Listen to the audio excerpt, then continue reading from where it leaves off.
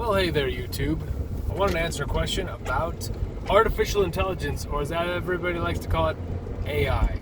So, obviously, in this channel, we talk about money and faith and God and all these things. And I try to just speak honestly because I feel that's obviously the best approach. So, 99% of things are going to be on this channel, obviously, directly from the Bible, but there are things that we have to cover that aren't. For example, AI didn't exist in the Pharaoh's day or Moses' day or King David or Jesus or any of those things. Now, obviously Jesus was all-knowing because he was God's son, so we know that Jesus is not going to be like, what's AI, okay? But the disciples definitely didn't ask him, so Jesus, can you tell me about AI? Is it evil? Is it bad? What about the internet? The reason I bring that up is because a lot of people have some misconceptions or are totally incorrect with their assumptions, because AI in itself is not evil. However, AI is created by human beings, and human beings are, unfortunately, deep down to the core, sinful. I don't want to call us evil because we are lost as sinners until we find God, Jesus. But in that time period, while we are lost, we are sinners. That's why the Bible said, while we are yet sinners, Christ died for us. That's Romans 5:8. This is God demonstrates his love for us. This is the big way that the verse begins. So we know that people are sinners by nature, and so nothing human beings create will ever be perfect. It can be close. I mean, there are things that can be really... We've been building houses for centuries and millenniums, so we're getting pretty good at making a house last, 100 years. We'll be able to withstand earthquakes and things like that. But we are not ever going to be able to be perfect because we are not in a perfect body, and therefore AI cannot be perfect either. Now that said, it can be pretty close, but human beings are making it. So if it's like 99.9% perfect, it's still not perfect. So it will get things wrong. I find that AI is useful for some things, and then other things it's learning and growing and becoming, and learning is a bad, people talk about AI like it actually is an artificial intelligence and it's not really that. So if you're still with me, know that the AIs that we have as of today, which is 2025 summer, are not actually intelligence as much as they're model-based knowledge bases that understand how to extrapolate. You give them data or questions, it knows how to spit out the best logic answer. Video games have been doing AI since I was a kid, which is like an artificial bot or robot to do a certain task, but it's just task-driven. It can't become self-aware and go, what I should do? I should take on all humankind and destroy everyone. That's from the Terminator. That is sci-fi. Now, that doesn't mean we won't ever get there, but even if it does, it won't be perfect. But AI in itself is just like the internet. It is a tool. So hear me. AI is a tool. It is a very powerful tool that if you're trying to find the answer for something, it was kind of funny because the other day I AI searched and I was like, how do I get to heaven? And AI was like, you need to believe in Jesus, God's son, and then you'll be saved. And I was like, well, that's not wrong. That's actually dead on. It's funny how AI understands this. Now, I wonder if I was in another country and I asked it if it has a different model, because it says, oh, you're over here in the United States, we're assuming you're not Muslim or Hindu, and so it's going to give me that generic answer. Maybe it does. I'm not sure. I don't do the modeling of it for sure, but I do recognize that it's going to give you whatever answer. It's kind of pre-baked in, and it's doing a fantastic job, but it is not perfect. I would not base your life on it, and it's going to get better and better and better to where it's scary. AI right now is doing stuff that is terrifying, where it can create voices of the president, it can create videos that never happened, pictures of people that never existed. So from a fraud standpoint, from a situation where we're like, what do we trust? What's true and not? AI is, in my opinion, the destruction of all truth. Because it literally goes, hey, I will make you believe with your eyes something that's not real. That's exactly what it's doing. It's doing, I've done AI clips, and I'll use AI clips for these video thumbnails and just say, just make me an image of this, because That way my face isn't the first thing people see when they're trying to find out if they want to watch a video or not. But AI creates a picture that is never real. One of them is that I have a talk about Catholics and Catholicism. AI generated that picture. So it has a nun like worshiping the Pope. I did that for a reason, but I just told it to generate that picture, and it did it. So these are the things that AI can do, and it's all fake. So artificial, right? So should you be scared? Should you be panicked? I have friends that are like, Jesus is coming back right now because of all this AI stuff. It's just a sign. What I will tell you is these are the growing, or the birth pains, as the Bible refers to them, where the earth is crying out for redemption. And all of this technology and stuff, people are getting so obsessed with it, they are worshiping the creation and not the creator.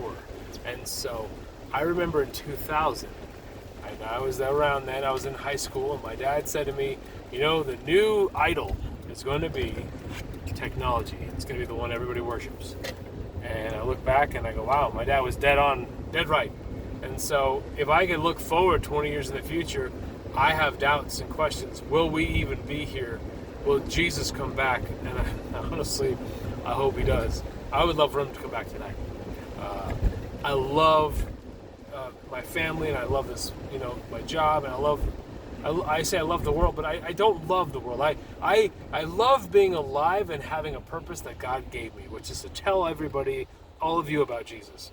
But if I could take a ticket and take that ticket with all my family and everybody that believes in Jesus, and we could just go, all right, let's go to heaven, let's go, we would be crazy not to. There's no pain, there's no suffering, there's no loss, there's no any of those things, hunger, starvation, poor people, all the problems in this world, they're all gone. They don't exist in heaven. It's just, that's why they call it heaven, right? It's perfect. So that's it. We're still here. And so when I try to convince my friends and the people that I know, they're like, oh, God's coming. I'm like, I 100% believe he's coming.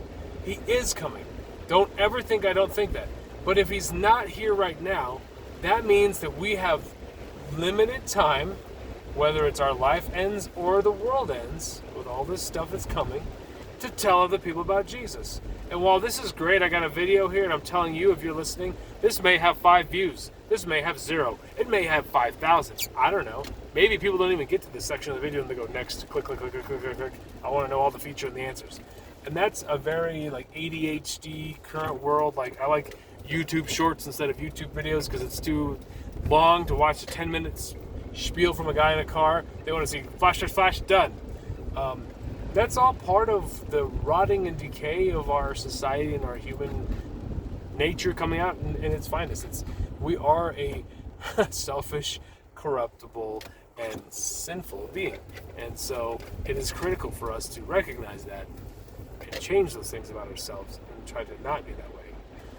So last thing I'll say, because I gotta go, is in this whole life and faith that we're in right now, tell everybody in person about Jesus. If you're like, I think the world's about to end, then that means you should be that much more into telling everybody about Jesus, because when we get to heaven, you will not be able to tell anybody about Jesus ever again. They'll already know. This is the only chance. This is your one opportunity to find somebody and tell them. And what's funny is there's Aaron in the Bible was like, no, I'm sorry, it was Moses. Moses in the Bible, okay, they're like, big deal guy. He's like, I cannot talk well. I do not have a silver tongue. I'm stuttering, stammering. He basically says he is no good at public speaking. And so what does God say? I got a plan. I'm going to send Aaron. He's better at talking than you are. So he'll do the talking. Imagine if you're called by God to free all of his people and you're like, but I can't do it. I'm sorry, I have an excuse. I just can't. And so God's like, he doesn't panic and go, man, you're right, I should have picked someone else that could talk better. I should have made you talk better. No, for whatever reason, God in his omnipotent power said, I got a plan already. Don't even try to get out of this because I've chosen you. And so in this situation, you've been chosen to find that person. I don't know if it's your mom, your dad, your friend, your spouse, coworker, neighbor. Find anybody and tell them about Jesus and ask God, please help me have a situation that works to where I can preach and tell them about you. Because that's why we're here. We're not here to just But why would God put us on this earth and just be like, okay, you're here, yay, and now you're going to heaven? Like that, Jesus told the disciples to go into all the world and preach the gospel. Why? Because he wants the gospel reached. The more people that are saved, the more people are not going to be in hell. So tell everyone that you can about Jesus, about what Jesus has done for you. If he hasn't done anything for you, you should check into your life, because he has done everything from dying on the cross and liberating all of us from our sins. That's the most incredible gift, for free, by the way, that you could have. And all he asks is that you surrender your life to what he asked you to do. And that's the hardest part for everybody, is surrender. Even though we are slaves to sin in so many ways. I watch people on their phones. They're slaves to their phones. They're slaves to their shows. They're slaves to the internet. They're slaves to everything, their job. They're sports fanatics. They're slaves. All they can do is just focus in and lock in.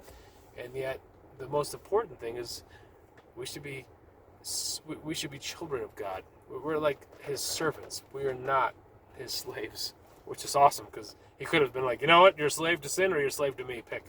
But he didn't do that. He loved us too much. So tell everyone you know about Jesus and read the Bible. And the next couple ones that I'm going to be able to be doing here will tell you about our faith and more things about what we believe. We're trying to go through Genesis, and I've been kind of slammed at work, but I just want to have a few other videos that just keep adding to this armoire pile of videos that have a lot of explanations, because one day I won't be here. And when that happens, I want to have a lot of dialogue, so people that want to see me or want to hear what I have to say will have it forever sitting there on the internet. And that, to me, is cool. So, guys, please like and subscribe. As always, please comment. I love the comments. It's always fun. There's always haters out there, but if you have hate, you can let it out if you want to. I'll comment back. But appreciate you guys, and have a great day. Talk to you later.